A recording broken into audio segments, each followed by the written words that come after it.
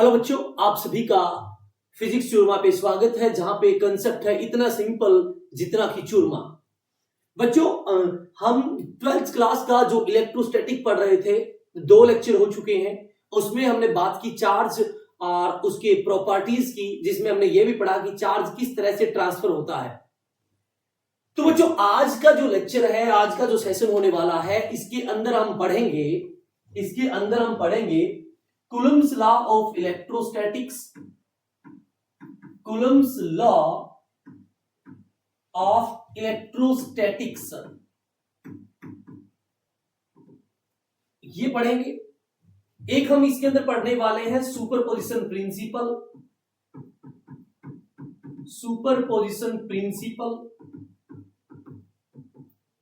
With A number of examples. यहां पे बहुत सारे एग्जाम्पल्स की बात करेंगे, इसके अंदर हम पढ़ने वाले हैं परमिटिविटी एंड डाइलेक्ट्रिक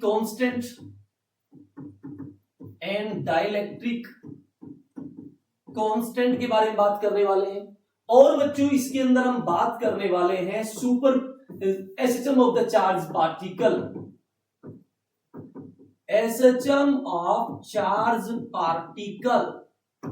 आज का सेशन जो रहेगा, आज का जो लेक्चर रहेगा, वो ये है टॉपिक बच्चों। कूलम्स लॉ ऑफ इलेक्ट्रोस्टैटिक जानेंगे, superposition principle with example, permittivity, dielectric constant as well as SHM of the charge particle. ये है आज का अपना टारगेट। बच्चों, जीवन में यदि कुछ हासिल करना है ना, तो छोटे छोटे टारगेट्स हम बनाएंगे और उन छोटे छोटे टारगेट्स को हम अचीव करेंगे। छोटा टारगेट को अचीव करना आसान रहता है, छोटे टारगेट अचीव होते भी हैं, और छोटे छोटे कर कर ही टारगेट आपका बड़ा भी बन जाता है। तो बच्चों, बिना समय हम टाइम को खराब किए हम आगे बढ़ते हैं, और आज हम स्टार्ट करते हैं Coulomb's law of electrostatics. Coulomb's law of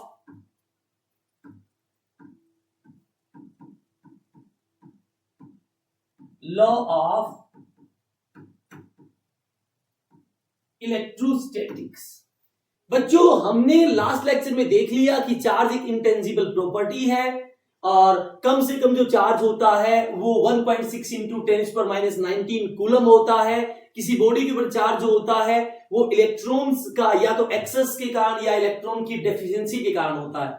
अब ये तो हम पढ़ ही चुके हैं कि किसी ने बताया कि पॉजिटिव रिपेल करते हैं और पॉजिटिव नेगेटिव चार्ज पार्टिकल एक दूसरे को अट्रैक्ट करते हैं। अब कूलम साहब आते हैं और वो कहते हैं, भैया जो पॉजिटिव रिपेल करते हैं, नेगेटिव रिपेल करते हैं, पॉजिटिव नेगेटिव अट्रैक्ट करते हैं, ये मैं बताऊंगा किस फोर्स से अट्रैक्ट करते हैं। यानी कूलम जी अब हमारे सामने लेकर आने वाले हैं पावर ऑफ स्पेक्युलेशन, कैलकुलेशन, कितना अमाउंट फोर्स का।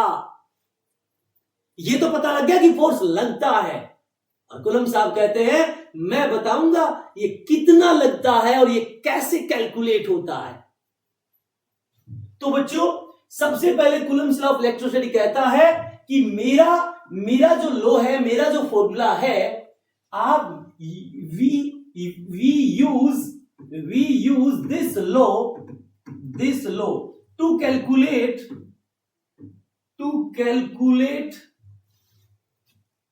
Electrostatic force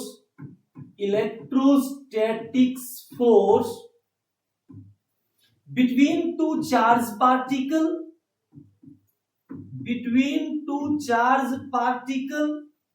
or spherical charged body।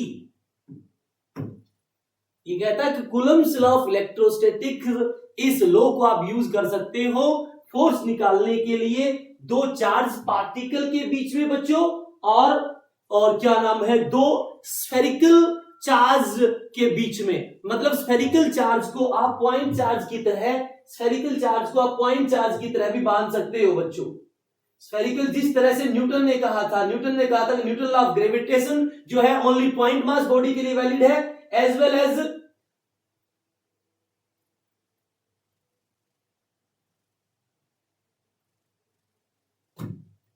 As well as spherical mass body. ठीक उसी तरह से कूलम्ब साहब भी कहते हैं कि भैया मेरा लॉ आप यूज कर पाओगे पॉइंट चार्ज यानी कि चार्ज पार्टिकल के लिए as well as spherical charge body के लिए। क्या कहता है कूलम्ब लॉ ऑफ इलेक्ट्रोस्टैटिक? ये कहता है यदि दो चार्ज पार्टिकल Q1 और Q2 जो है और वो r डिस्टेंस पे रखे हैं, दो चार्ज पार्टिकल Q1 और Q2 r डिस्टेंस पे रखे हैं, तो इनके बीच में जो इलेक्ट्रोस्टैटिक फोर्स होगा F इज इक्वल टू वो होगा K Q1 Q2 by R square. K Q1 Q2 by R square. K यहां पे प्रोपोर्शनल कांस्टेंट है, K यहां पर प्रोपोर्शनल कांस्टेंट है बच्चों, जिसकी वैल्यू है K की जो वैल्यू है वो होती है 9 into 10⁹ in MKS system, metre kilogram second system, and K is equal to 1 in CGS system, और ये दोनों वैल्यू है फॉर एयर और वैक्यूम के लिए। ये दोनों वैल्यू जो है वो है एयर और वैक्यूम के लिए। इसका मतलब साफ साफ दिख रहा है जो इलेक्ट्रोस्टैटिक फोर्स है वो प्रोडक्ट लॉ को फॉलो ओबे करता है। जैसे न्यूटन्स लॉ ऑफ ग्रेविटेशन के अंदर m1 m2 आता है, और जो इलेक्ट्रोस्टैटिक फोर्स है बाय कूलम्ब्स लॉ वो 1/r² पे डिपेंड करता है, यानी कि इनवर्स स्क्वायर लॉ को भी ओबे करता है।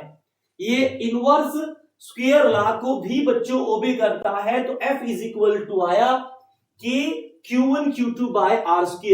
F इज इक्वल टू आया K Q1 Q2 by r²। अब यहां पे बच्चों ये एक K क्या है? K यहां पर जो K है वो क्या है बच्चों? यहां पर जो K है वो है 1/4 पाई एप्सिलॉन नॉट।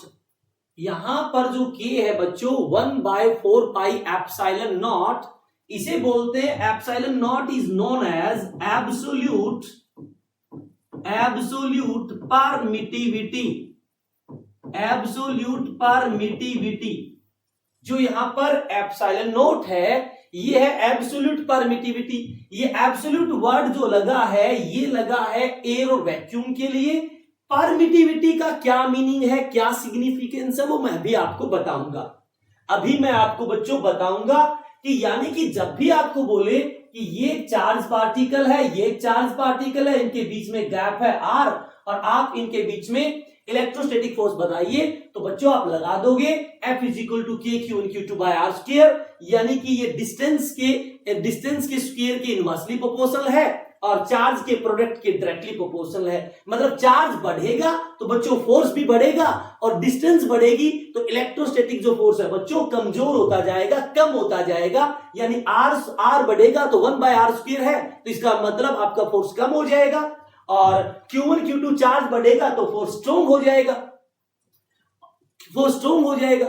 अब मान लो बच्चों Q1 तो है पॉजिटिव और Q2 है बच्चों नेगेटिव, तो अब इनके बीच में जो फोर्स आएगा वो F आएगा -K Q1 Q2 by r², -K Q1 Q2 by r²। तो बच्चों इसको आप यदि माइनस लिख रहे हैं तो ठीक है, और यदि आप इसको पॉजिटिव लिख रहे हैं तो बच्चों ब्रैकेट में लिखना पड़ेगा अट्रैक्टिव। ब्रैकेट में बच्चों आपको लिखना पड़ेगा attractive in nature. Negative force का मतलब है बच्चों अट्रैक्टिव फोर्स। नेगेटिव फोर्स का मतलब है बच्चों अट्रैक्टिव फोर्स। जैसे ये F is equal to K Q1 Q2 by r² आया, ये पॉजिटिव फोर्स है, इसका मतलब है बच्चों रिपल्सिव फोर्स। इसका मतलब जो इलेक्ट्रोस्टैटिक फोर्स है वो रिपल्सिव नेचर का भी हो सकता है, और वो बच्चों अट्रैक्टिव नेचर का भी हो सकता है। नेगेटिव फोर्स का मतलब है अट्रैक्टिव फोर्स। जैसे ग्रेविटेशनल फोर्स नेगेटिव होता था तो इसका मतलब ग्रेविटेशनल फोर्स अट्रैक्टिव फोर्स है। एक्चुअल में ग्रेविटेशनल फोर्स का फॉर्मूला है F is equal to -G m1 m2 by r² into r²। बच्चों नेगेटिव का मतलब है अट्रैक्टिव। आई होप आपको ये बात समझ आ गई होगी। अगला पॉइंट देखिए, मैंने अभी बताया ये चार्ज Q1 है, ये चार्ज Q2 है, और इसके बीच में गैप है r। तो बच्चों इसके बीच में जो कूलम्ब्स इलेक्ट्रोस्टैटिक फोर्स है वो K Q1 Q2 by R square. तो मैंने यहां पे F इज इक्वल टू लिखा 1/4 pi epsilon naught Q1 Q2 by R square. यहां पे जो एप्सिलॉन नॉट है वो परमिटिविटी है, वो एक मीडियम कांस्टेंट है, वो मीडियम कांस्टेंट है। मतलब जो इलेक्ट्रोस्टैटिक फोर्स है वो चार्ज के कारण भी होता है और वो मीडियम के कारण भी होता है, वो मीडियम डिपेंडेंट है, वो मीडियम डिपेंडेंट है। तो यहां पर बच्चों F is equal to 1/4 pi epsilon naught Q1 Q2 by जो आर स्क्वायर है, यहां एप्सिलॉन नॉट जो आया इसे मैंने बताया ये एब्सोल्यूट परमिटिविटी है, एब्सोल्यूट परमिटिविटी है। इसका मतलब क्या है बच्चों, इसका मतलब क्या है कि जब भी दो चार्ज पार्टिकल किसी मीडियम में आएंगे, जब भी कोई दो चार्ज पार्टिकल बच्चों मीडियम में आएंगे, लिखनी है ये बात कि क्या है इसका सिग्निफिकेंस एब्सोल्यूट परमिटिविटी का। जब दो चार्ज पार्टिकल किसी मीडियम में आएंगे तो वो मीडियम अपने मॉलिक्यूल को अलाउ करता है, परमिट देता है, परमिशन देता है कि भाई तुम जाइए, तुम जाइए, और जो चार्ज पार्टिकल के बीच में फोर्स लग रहा है उसको कम कर दीजिए, डिस्ट्रॉय कर दीजिए, खत्म कर दीजिए, तभी तो ये इनवर्सली प्रोपोर्शनल है। यानी कि ये बढ़ेगा, परमिटिविटी बढ़ेगी तो बच्चों फोर्स घटेगा, परमिटिविटी बढ़ेगी तो बच्चों फोर्स घटेगा। इसका मतलब चार्ज पार्टिकल पे चार्ज तो फोर्स लगा ही लगा रहा है, साथ में मीडियम भी फोर्स लगाएगा, बट मीडियम इस तरह से लगाएगा कि जो इलेक्ट्रोस्टैटिक फोर्स है वो कम हो जाए, इलेक्ट्रोस्टैटिक फोर्स है बच्चों वो कम हो जाए, इसलिए इसे परमिटिविटी बोला गया है। आपको पता है एयर और वैक्यूम के लिए K यानी कि 1/4 pi epsilon naught is equal to होता है 9 × 10⁹, 9 × 10⁹। अब K की मैं यहां पर यूनिट लिखूं तो K की यहां पर यूनिट आ जाएगी बच्चों फोर्स की न्यूटन, R स्क्वायर की मीटर स्क्वायर, डिवाइड में Q1 Q2 का coulomb square, this the unit of proportional constant K। तो K की यूनिट कितनी होगी बच्चों, न्यूटन मीटर स्क्वायर पर कूलम स्क्वायर। यदि मैं यहां पे एप्सिलॉन नॉट निकालना चाहूं तो इसकी वैल्यू आएगी 1/4 पाई इंटू 10, 9 × 10⁹, और इसकी यूनिट हो जाएगी कूलम स्क्वायर पर न्यूटन पर मीटर स्क्वायर। इसको सोल्व करेंगे बच्चों तो ये आएगा 8.85 × 10⁻12 कूलम स्क्वायर पर न्यूटन पर metre square. This is the permittivity for air and vacuum. Air और वैक्यूम, एयर और वैक्यूम के लिए बच्चों जो परमिटिविटी की वैल्यू है वो है 8.85 इंटू 10⁻12 कूलम स्क्वायर पर न्यूटन पर मीटर स्क्वायर। आप कहो सर इस K का डायमेंशन फॉर्मूला भी बता दो, मैं बता देंगे। न्यूटन का मतलब फोर्स, फोर्स का होता है m1 L1 T-2, metre square का मतलब लेंथ का स्क्वायर, और कूलम का स्क्वायर का मतलब है कूलम यानी चार्ज, चार्ज का डायमेंशन होता है A1 T1, तो इसका स्क्वायर। तो इसको सोल्व करेंगे तो आएगा m1 L3 T-4 और into A-1 This is the dimensional formula of K, proportional constant। तो बच्चों इसका जो उल्टा है, इसका जो K का उल्टा है, K का जो उल्टा है एप्सिलॉन नॉट ऊपर जाएगा, K नीचे आएगा, तो K का उल्टा जो डायमेंशन फॉर्मूला होता है वो होता है परमिटिविटी का। K का जो उल्टा डायमेंशन फॉर्मूला होता है बच्चों वो होता है परमिटिविटी का। तो आप इसका इनवर्स कर दोगे तो ये परमिटिविटी का डायमेंशन फॉर्मूला आ जाएगा। आई होप बच्चों आपको ये बात समझ आ गई होगी, आई होप बच्चों आपको ये बात समझ आ गई होगी। अगला सवाल, अगला पॉइंट पढ़ते हैं। अगला पॉइंट क्या है बच्चों, अगला पॉइंट है बच्चों सुपरपोजिशन प्रिंसिपल। अगला पॉइंट है बच्चों सुपरपोजिशन प्रिंसिपल, सुपरपोजिशन प्रिंसिपल। अब ये सुपरपोजिशन प्रिंसिपल आप ग्रेविटेशन में पढ़ चुके हो। ये जो सुपरपोजिशन प्रिंसिपल है बच्चों ये आप ग्रेविटेशन में भी पढ़ चुके हो। क्या होता है बच्चों सुपरपोजिशन प्रिंसिपल, क्या होता है सुपरपोजिशन प्रिंसिपल? देखिए क्या होता है, मान लो ये चार्ज Q1 है और ये चार्ज बच्चों Q2 है, ये चार्ज Q1 है और बच्चों ये चार्ज Q2 है। इनके बीच में दूरी R है, इसके बीच में दूरी R है।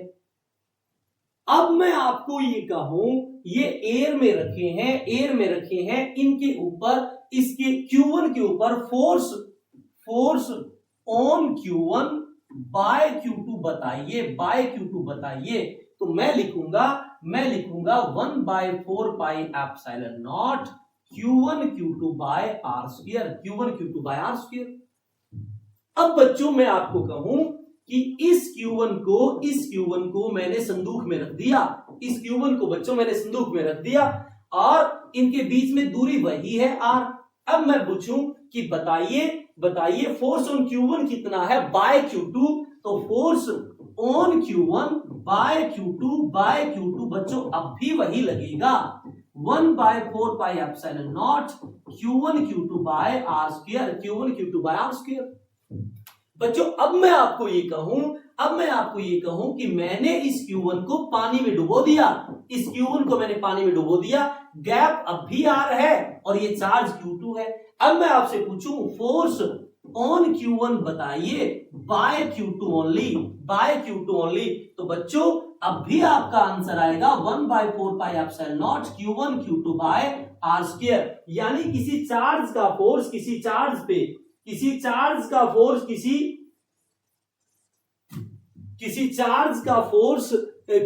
चार्ज पर इस बात पर डिपेंड नहीं करता वो किस में रखा है, चार्ज के कारण चार्ज पर फोर्स तो हमेशा वही रहेगा, 1/4 pi epsilon naught Q1 Q2 by R square.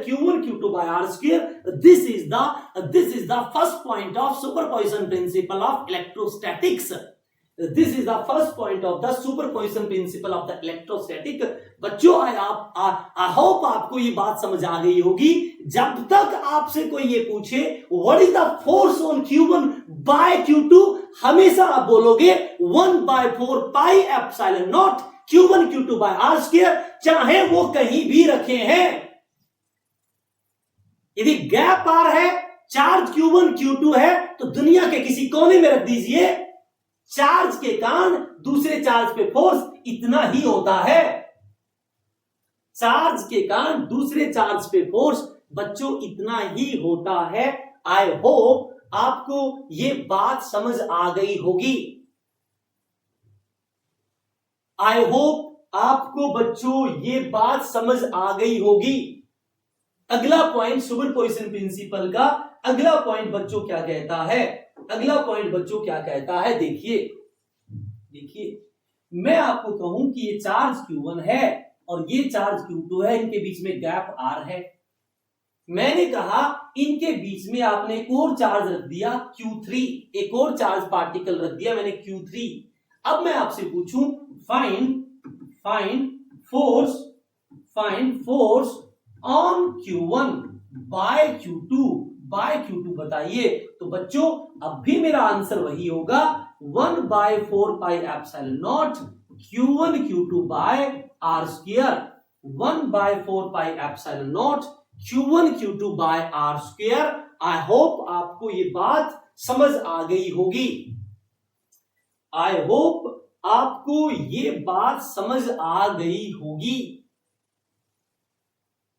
ये बात आपको समझ आ जानी चाहिए। इज इट क्लियर कि जब भी दो चार्ज के बीच में आप कुछ भी रख दीजिए, एक चार्ज दूसरे चार्ज पे उतना ही फोर्स लगाएगा जितना वो पहले लगा रहा था। बट मैं आपसे पूछूं व्हाट इज अब ये कहानी सारी की सारी एयर में है। What is net force on Q1 पे बच्चों नेट फोर्स बताइए। तो बच्चों Q1 के ऊपर Q2 तो फोर्स लगा ही रहा था कि फोर्स ऑन Q1 और बाय Q2 ये तो लग ही रहा था। अब Q1 के ऊपर ये Q3 भी फोर्स लगा रहा है, तो force on Q1 bye Q3 भी लगेगा। यदि आपसे नेट फोर्स पूछे तब आपको क्या करना पड़ेगा, vector sum of all forces on given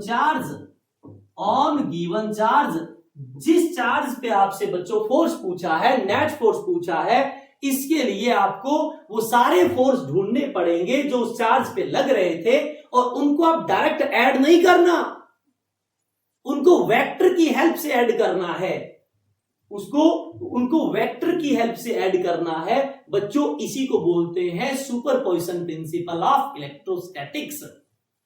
अब इसका जो पहला पॉइंट है वो बच्चों मैं और अच्छी तरह से क्लियर करता हूं। मान लो यहां चार्ज Q है और यहां पर चार्ज Q0 है और गैप है R। मैं आपसे पूछूं, और ये एयर है, ये एयर है, हर जगह एयर है, मैं आपसे पूछूं force on Q0 bye Q बताइए। आपसे पूछूं मैं force on Q0 bye Q बताइए। तो पहले तो बात है रिपल्सिव होगा, ये भी पॉजिटिव है, ये भी पॉजिटिव है, तो फोर्स आएगा बच्चों 1/4πε0 Q0 by R square. I hope आपको ये बात समझ आ गई होगी। ये पहला पॉइंट। दूसरा पॉइंट, अब मैं आपसे पूछूं ये Q है, ये Q है, और यहां पर Q0 है, यहां पर बच्चों Q0 है, यहां पे बच्चों Q0 है। मैं कहूं कि इसको मैंने पानी में डुबो दिया, इन दोनों चार्ज को बच्चों मैंने पानी में डुबो दिया, और गैप वही R है। मैं आपसे पूछूं फोर्स ऑन Q0 बताइए bye Q, force on Q0 बताइए बाय Q। तो बच्चों मेरा आंसर अब भी 1/4πε0 Q0 बाय R स्क्वायर आएगा, क्योंकि मैं अब भी आपसे यही पूछ रहा हूं कि Q0 पर Q ने कितना फोर्स लगाया। Q0 पर Q तो उतना ही फोर्स लगाएगा जितना पहले लगा रहा था।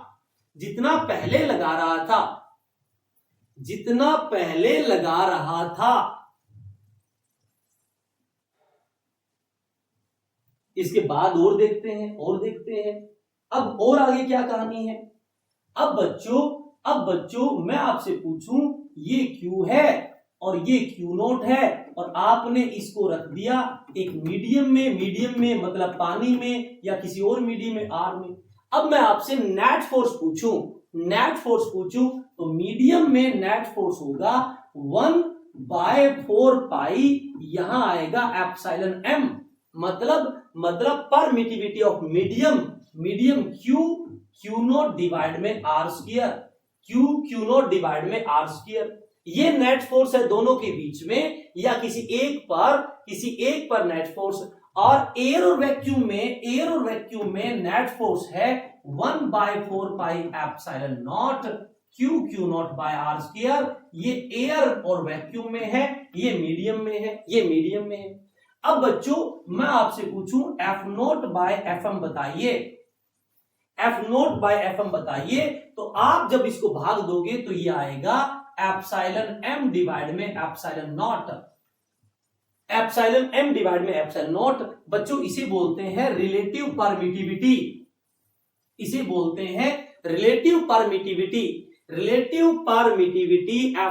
Bye FM is equal to epsilon r। Relative permittivity unitless और डायमेंशनलेस होता है, यूनिटलेस एंड डायमेंशनलेस होता है। ये यूनिटलेस एंड डायमेंशनलेस होता है बच्चों एप्सिलॉन r, ये यूनिटलेस एंड डायमेंशनलेस होता है एप्सिलॉन r। आई होप आपको ये बात समझ आ गई होगी। और इस रिलेटिव परमिटिविटी को बोलते हैं डाइलेक्ट्रिक कांस्टेंट कैपिटल K, इसका मतलब डाइलेक्ट्रिक कांस्टेंट भी यूनिटलेस एंड डायमेंशनलेस है, और ये किसी मीडियम के लिए ग्रेटर देन 1 होता है, और एयर वैक्यूम के लिए 1 है और एयर के लिए भी लगभग 1 होता है, बट और किसी मीडियम के लिए K इज इक्वल टू 1, यानी K की वैल्यू 1 या 1 से बड़ी होगी, 1 से छोटी नहीं हो सकती। K इज इक्वल टू 1 होता है वैक्यूम के लिए। यदि K 1 है तो F0 is equal to FM, मतलब मीडियम वैक्यूम है तो F0 बराबर FM हो जाएगा। इसका मतलब बच्चों क्या है, F0 is equal to FM is equal to K, और K किसी मीडियम का 1 से बड़ा होता है, तो इसका मतलब क्या हुआ बच्चों, दो चार्ज पार्टिकल के बीच में जो नेट फोर्स है वो सबसे ज्यादा होता है एयर और वैक्यूम में then comparable to another medium. जैसे यहां पे जो डाइलेक्ट्रिक कांस्टेंट K है वो 81 होता है वाटर के लिए, और डाइलेक्ट्रिक कांस्टेंट जो K है वो इनफाइनाइट होता है कंडक्टिंग मीडियम के लिए, किसी कंडक्टर के लिए, किसी मेटल के लिए इनफाइनाइट होता है, और वाटर के लिए होता है 81। अब मैं आपसे पूछूं कि Q नोट को आपने वाटर में रख दिया तो ये फोर्स कितना आएगा, तो अब मीडियम में फोर्स आ जाएगा 1/4 पाई एप्सिलॉन m को मैं क्या लिखूं, एप्सिलॉन m को हम क्या लिखे, एप्सिलॉन m को लिख देंगे K इंटू एप्सिलॉन नॉट ऊपर Q naught by r square. इसका मतलब जो नेट फोर्स है इस मीडियम में वो F नोट बाय K हो गया, यानी F नोट बाय 81 हो गया। यानी कि पानी के अंदर जो नेट फोर्स है वो एयर और वैक्यूम में जो नेट फोर्स था उसका 1/81 टाइम्स हो गया, बच्चों। आई होप आपको ये बात समझ आई होगी कि जब तक आपसे किसी चार्ज के कारण किसी चार्ज पे फोर्स पूछे बच्चों, तब तक आपको 1/4 पाई एप्सिलॉन नॉट ही लगाना है, और ये एप्सिलॉन m आपसे तब लगाना है जब किसी चार्ज पे नेट फोर्स पूछे, यानी कि मीडियम के कारण नेट फोर्स बदलता है।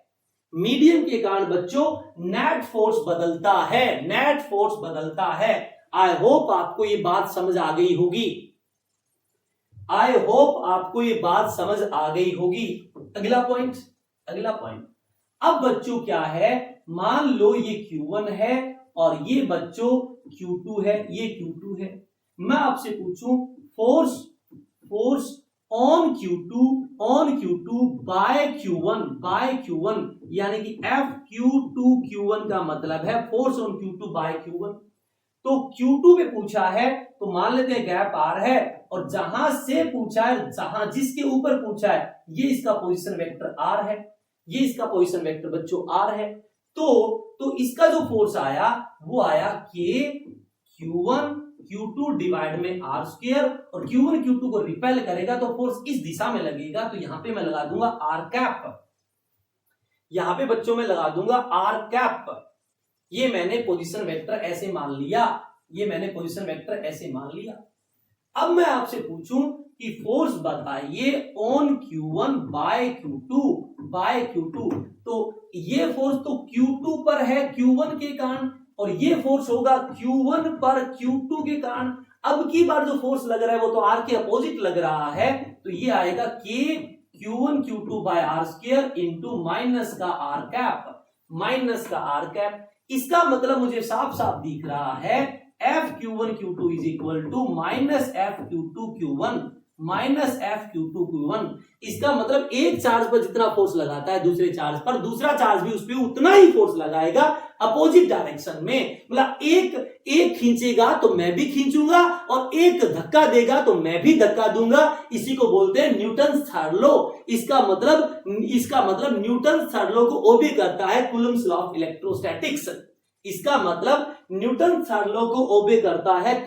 Of electrostatics.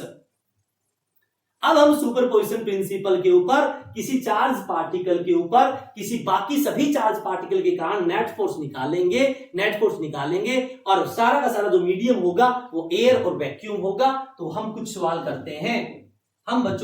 करते हैं, जैसे मैं आपको कहूं कि ये एक इक्विलैटरल ट्रायंगल है, यहां चार्ज Q है, यहां चार्ज Q है, और इसकी इक्विलैटरल ट्रायंगल की हर साइड बच्चों L है, और ये इसका कॉर्नर A है। मैं आपसे पूछूं फाइंड एयर और वैक्यूम में रखा है, find net force on charge placed at A due to another charges बाकी सभी चार्जेस के कारण ए पे जो चार्ज रखा है उस पे नेट फोर्स बताइए। अब बच्चों ये Q है और ये भी Q है, तो ये इसको पॉजिटिव को रिपेल करेगा और इसकी वैल्यू मैंने मान ली कि Q into Q square divide में L स्क्वायर। अब ये Q भी इसको रिपेल करेगा तो K Q स्क्वायर डिवाइड में L स्क्वायर, इन दोनों की वैल्यू सेम है तो मैंने बोल दिया ये F है, ये बच्चों F है। और इक्विलेटरल एंगल का हर एंगल होता है बच्चों 60, तो ये एंगल 60 तो ये भी एंगल 60 हो जाएगा बच्चों, ये 60 तो ये भी 60 हो जाएगा। तो अब दो फोर्स है F और इनके बीच में एंगल 60 डिग्री है, तो बच्चों नेट तो जाएगा बिल्कुल बीच में, और दो सेम मैग्नीट्यूड का जो वेक्टर होता है, दो सेम वेक्टर का जो मैग्नीट्यूड होता है उनका नेट निकालने का तरीका होता है 2, उनमें से किसी एक की मैग्नीट्यूड और कोस थीटा बाई 2। अब इनके बीच में एंगल 60 डिग्री है तो 60/2 30 हो जाएगा, तो 2f cos 30 होगा √3/2, 2 से 2 कैंसिल तो √3, और f आपका k q स्क्वायर डिवाइड में l स्क्वायर आपका बच्चों आंसर आ गया, ऊपर की तरफ आंसर आ गया बच्चों, ऊपर की तरफ आंसर आ गया। ये है आपका सुपरपोजिशन प्रिंसिपल कि जब भी किसी चार्ज के ऊपर बहुत सारे चार्ज मिलकर फोर्स लगा रहे हैं तो आप उनको डायरेक्ट ऐड नहीं करना, बाय वेक्टर एडिशन का लो यूज कर आपको उनको ऐड करना है। आई होप आपको ये चीज समझ आ गई होगी। या आप देखें कि सर हमें ये नहीं पता 2f cos θ/2, हमें तो रिजल्टेंट निकाल कर दिखाओ, तो बच्चों रिजल्टेंट होता है a square plus b square plus 2ab cos θ, ये होता है बच्चों रिजल्टेंट। अब दोनों का मैग्नीट्यूड बच्चों सेम है तो f square plus 2f into f square into cos θ। अब बच्चों यदि मैं इसको अंदर इसको cos θ कितना है 60 cos 60 1/2, 2 से 2 कैंसिल तो ये आ जाएगा 3f स्क्वायर, तो 3f स्क्वायर का मतलब √3f, और f कितना माना है मैंने k q स्क्वायर डिवाइड में l स्क्वायर। ये आपका बच्चों आंसर आ गया, चाहे आप इसकी हेल्प से कर लो चाहे वो कर लो, वो आपकी मर्जी है, वो बच्चों आपकी मर्जी है। ये है सुपरपोजिशन प्रिंसिपल कि जब भी किसी चार्ज पर ए नंबर ऑफ चार्ज के कारण आपसे फोर्स पूछे तो बच्चों वहां पर सुपरपोजिशन प्रिंसिपल का यूज करके आपको आंसर बताना है। अगला सवाल देखते हैं बच्चों, अगला सवाल बोलते हैं। यहां ओरिजिन है और ओरिजिन पे बच्चों चार्ज पड़ा है Q0, ओरिजिन पे बच्चों चार्ज पड़ा है Q0, और यहां पर एक और चार्ज है Q10 पर, फिर एक और चार्ज है Q ये 20 पर, फिर एक और चार्ज है Q ये 40 पर, फिर एक और चार्ज है Q ये 80 पर। इस तरह से इनफाइनाइट चार्ज पड़े हैं, इस तरह से बच्चों इनफाइनाइट चार्ज पड़े हैं। Find force on charge, find force on charge Q0, find force on charge Q0 placed at origin,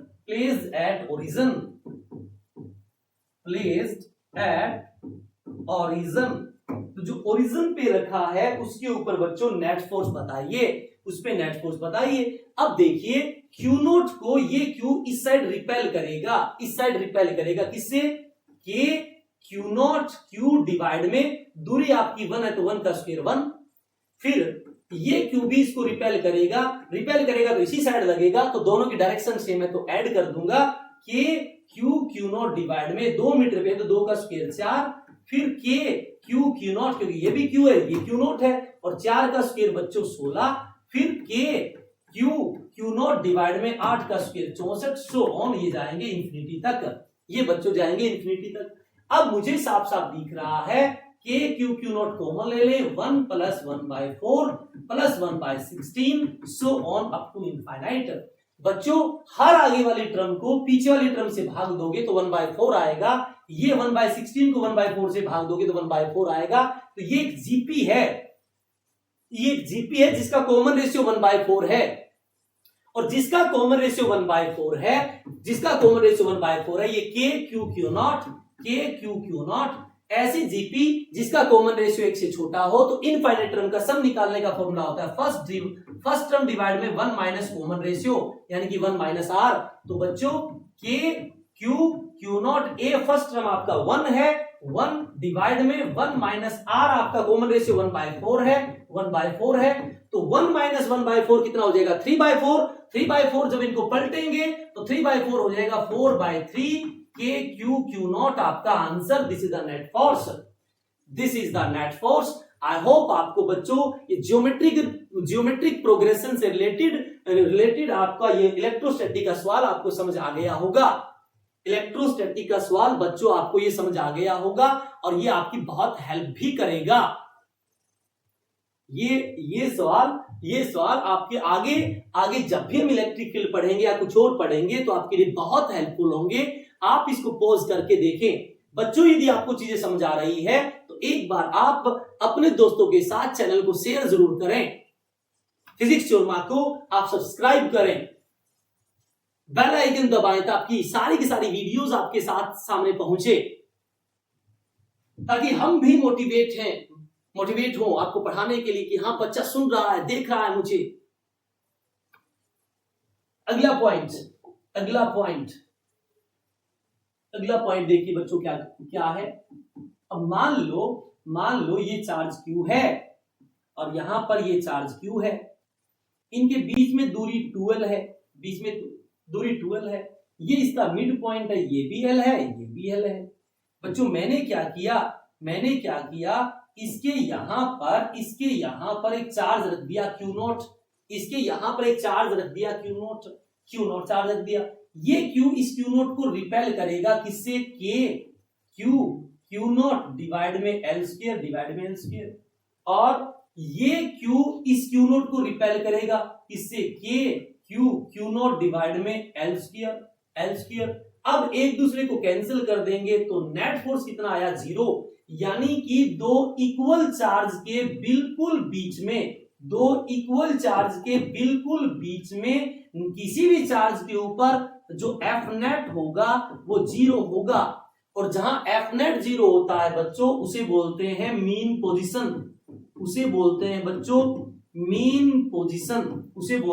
position. यानी कि अब ये जो Q0 है बच्चों ये मीन पोजीशन पे रखा है। मैंने क्या किया, इस Q0 को यहां शिफ्ट कर दिया, थोड़ा सा यहां शिफ्ट कर दिया, x दूरी पर यहां ले आया यहां। तो बच्चों ये Q इस Q0 को रिपेल करेगा, बट अब ये Q0 इसके नजदीक आ गया तो रिपल्सिव फोर्स क्या होगा? ज्यादा होगा। और ये Q0 इस Q से थोड़ा दूर जा चुका है तो ये भी इसको रिपेल करेगा, बट ये फोर्स थोड़ा सा कम हो गया क्योंकि दूरी ज्यादा हो गई। तो ओवरऑल फोर्स इस साइड लग रहा है क्योंकि ये बड़ा है ये कम है, ओवरऑल फोर्स इस साइड लग रहा है। और जब बच्चों मीन पोजीशन की तरफ फोर्स लगता है, मीन पोजीशन की तरफ फोर्स लगता है तो इसका मतलब मीन पोजीशन की तरफ कम फोर्स लगने का मतलब है स्टेबल इक्विलिब्रियम। और बच्चों जब मीन पोजीशन की तरफ फोर्स लगेगा तो मीन पोजीशन पे पहुंचते पहुंचते वो कुछ वेलोसिटी गेन कर चुका होगा, और किसी के पास वेलोसिटी या मोशन है तो ड्यू टू इनर्शिया वो मीन पोजीशन को क्रॉस कर जाएगा, वो फिर इस साइड चला जाएगा। मतलब ये Q है और ये Q0 है, और जब आपने इसको इस साइड डिस्प्लेस कराया तो बच्चों ये वापिस इस साइड जाएगा और मीन पोजीशन को क्रॉस कर देगा, फिर उस साइड फोर्स लगेगा, उस साइड जाएगा। तो ये मीन पोजीशन के अबाउट ऐसे ऑसिलेट करेगा। और यदि आपने जो डिस्प्लेसमेंट थोड़ा सा दिया है तो इस ऑसिलेटरी मोशन को SHM बोलेंगे। इसका मतलब दो पॉजिटिव चार्ज पार्टिकल के बीच में तीसरा चार्ज पार्टिकल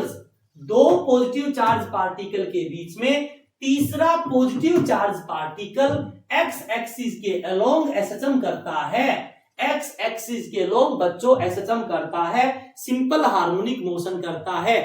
दो पॉजिटिव चार्ज पार्टिकल के बीच में तीसरा positive charge particle x axis के अलोंग बच्चों SHM करता है।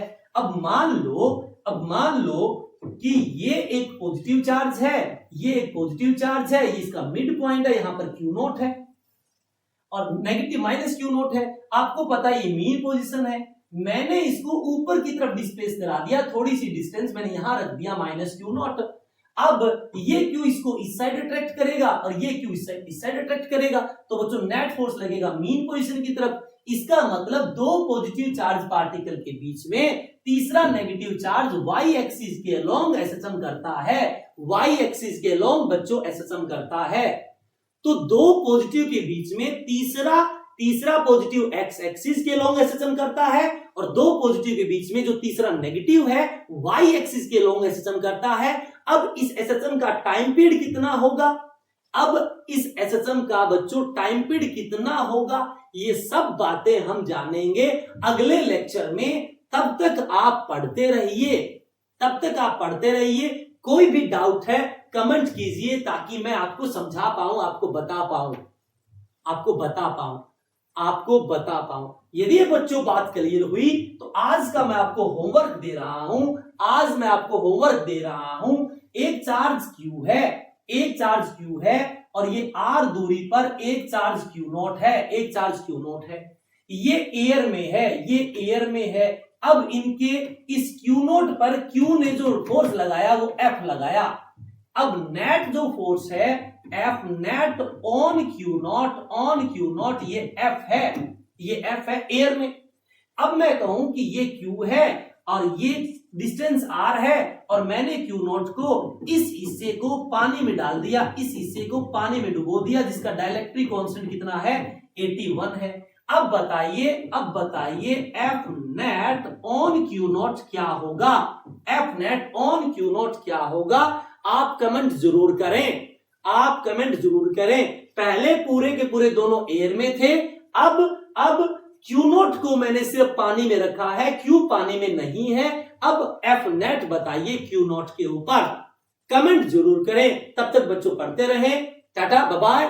फिजिक्स शर्मा को लाइक एंड सब्सक्राइब जरूर करें।